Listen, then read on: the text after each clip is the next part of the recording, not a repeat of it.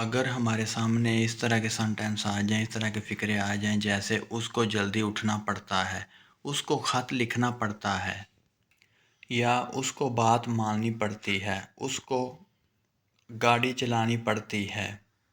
जैसे इन फ़िक्रात की, इन सेंटेंस की नोयत ये शो कर रही है कि काम मजबूरन हो रहा है, काम मजबूरन करना पड़ता है। जैसे उसको जल्दी उठना पड़ता है या मुझे जल्दी उठना पड़ता है, मजबूरी है। ऐसे उसको ख़त लिखना पड़ता है, वो मजबूर है।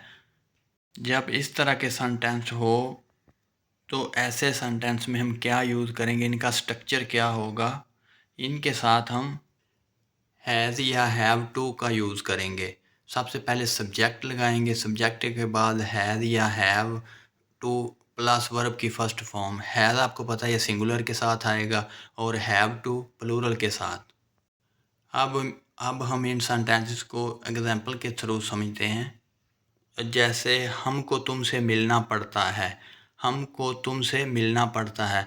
We have to meet you, first form लगाई है हैव टू, क्योंकि प्लूरल है इसलिए हैव टू यूज़ कर रहे हैं। वी प्लूरल है हम।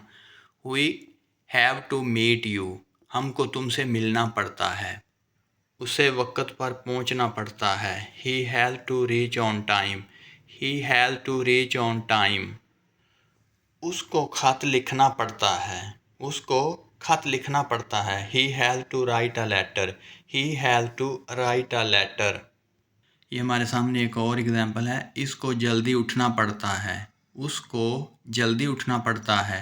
ही has to wake up early.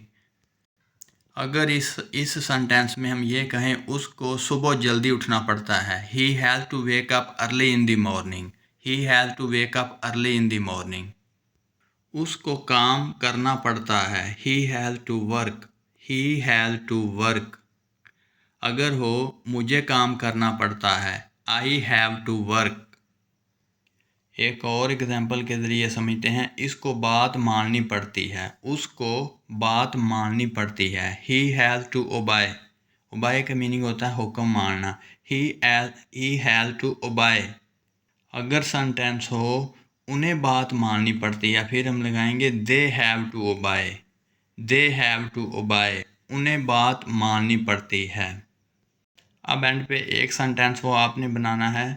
वो ये है कि उसको लाहौर जाना पड़ता है, उसको लाहौर जाना पड़ता है। इसकी इंग्लिश क्या होगी आपने कमेंट सेक्शन में बतानी है। Thanks for watching.